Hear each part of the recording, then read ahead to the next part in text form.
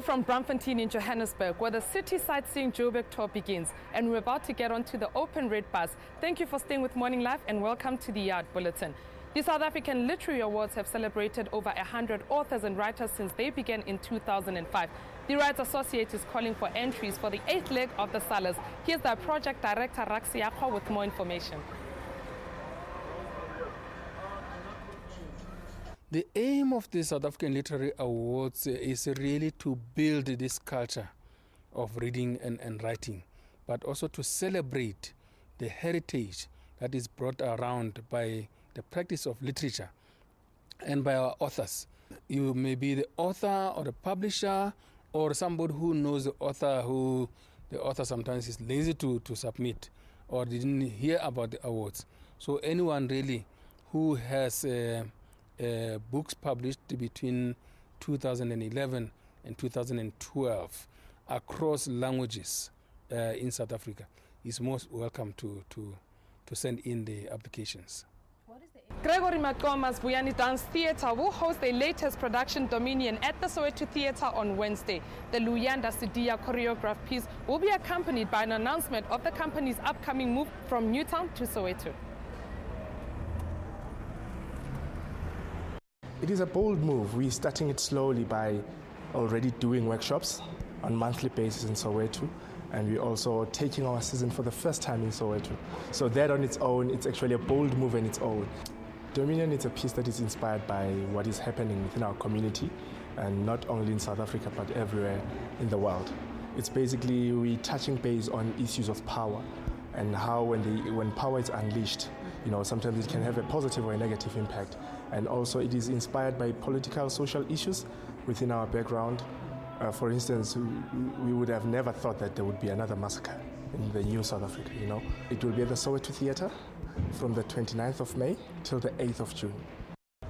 The Tom Waits for No Man art exhibition pays homage to Thomas Allen Waits, one of the greatest visual storytellers of our time. The exhibition by over 100 South African artists is currently on at the University of Johannesburg Art Gallery until the 29th of May.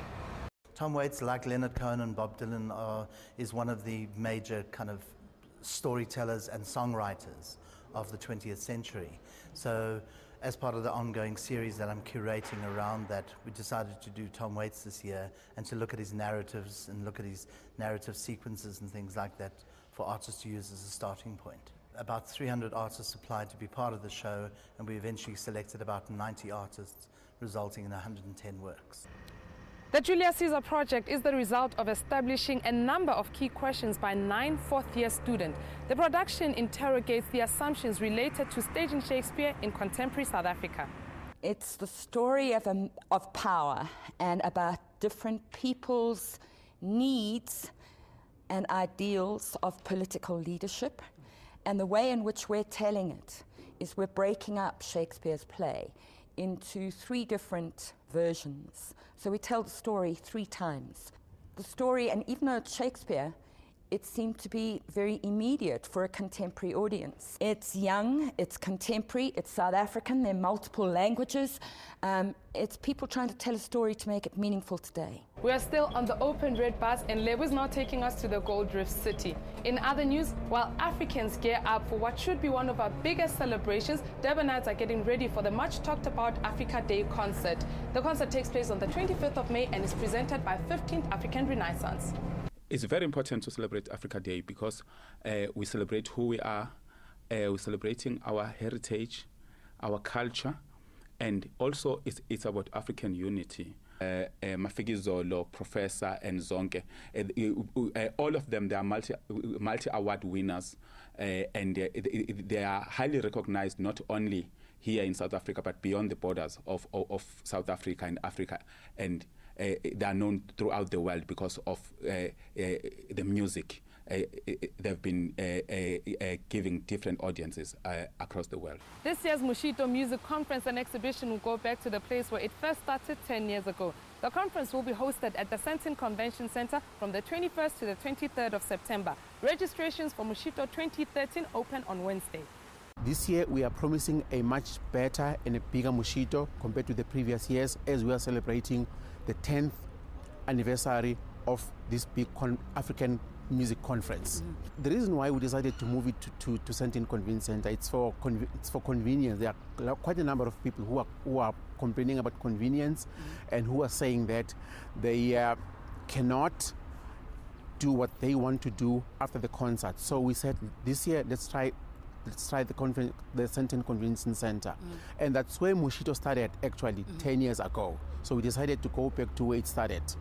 Mike van Grant's 2009 Naledi Award-winning play Brothers in Blood will be on at the Playhouse Loft in Durban this week. The play focuses on prejudices set in a religious context. Performances take place on Thursday, Saturday and Sunday. We come from a country where difference is so much part of our history and categorizing people is so much part of our history.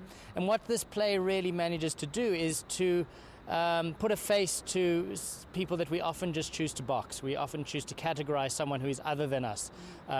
Also, I think what's interesting about the play is that we've seen a number of plays that deal with the issue of race in our country. Some plays more recently dealing with class. This one deals with religion.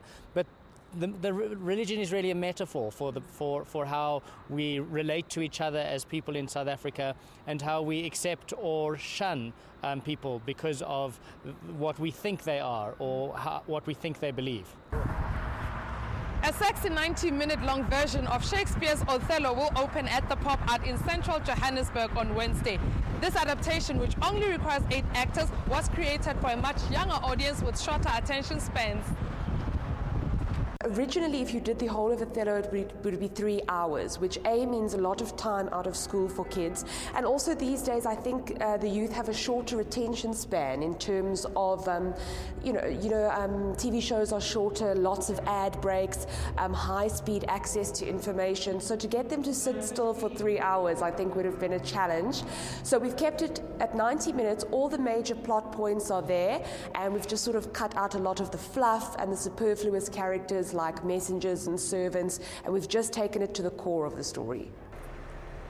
From the hair-blowing city sightseeing Joburg tour on the open red bus, that's how we come to the end of today's Art Bulletin. You can check them out at www.citysightseeing.co.za. If it's us you're trying to keep in touch with, you can get us at morninglive@sabc.co.za by email. We're also on Facebook. You can check out our page. The address is The Art Bulletin, and in brackets, Morning Live. Follow us on Twitter. Our handle is simply @The Art Bulletin. Until next weekend, it's a goodbye from us.